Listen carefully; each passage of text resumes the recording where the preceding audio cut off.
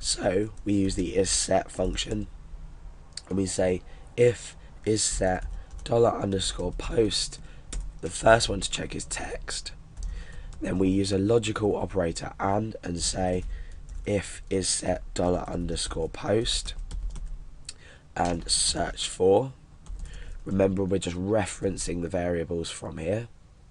And we use another and logical operator to now search or check, sorry, if the replace with is set.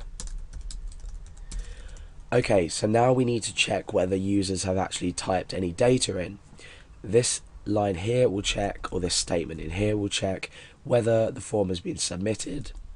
If that evaluates to true, we can start to check if the data is empty or not. So, before we do that, actually, we can actually create a shorthand way of using these variables, and this must be done inside this if statement, because if we try to create a variable first and these can't actually be found, we're going to end up getting an undefined index error. So text equals $_post text. If you're unfamiliar with this terminology here, if you go back and look at the post and get tutorials, you'll understand what we're actually doing here. We're taking data from the form and putting it into this these variables here. And then we want search equals $_post search for. Oh no, it hasn't got an underscore in there.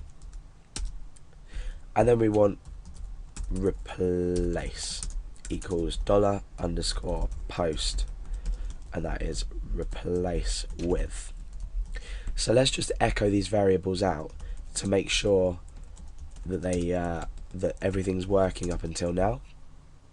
These will be with no spaces in between, so if I just put 1 in there, 2 in there and 3 in there, that's a really good way to check, because if we click find and replace, we can see that 1, 2 and 3 have both been submitted through. We've checked for the form submission.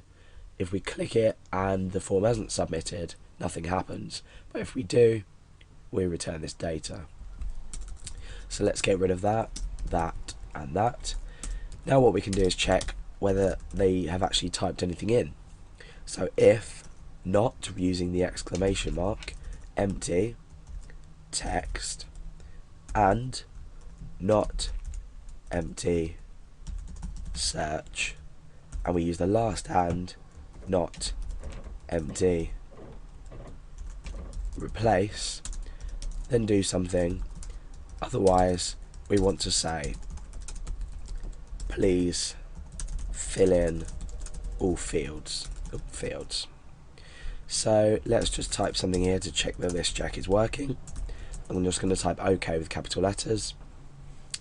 Let's return to our index page and type 1 in here and 2 in here, but not 3 in here, and let's see what happens.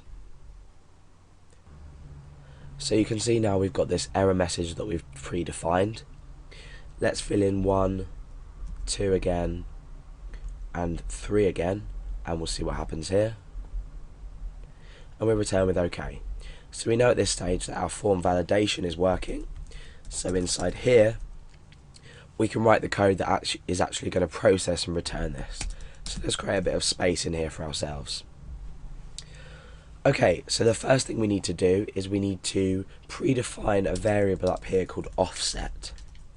And this is important with the substring function, because once we find an instance of a word inside our string, the offset is where we're going to search from once we've found one. For example, we may have the cat sat on the cat.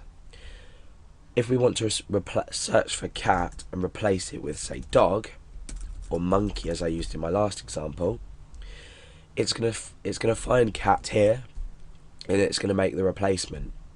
Then it's gonna need to start from after this and also replace the last instance of it. And our while loop is going to help us ensure that we only loop through this string until no more values have been found that have been specified here. So that's what's going to happen. Now let's do it. So let's create our while loop.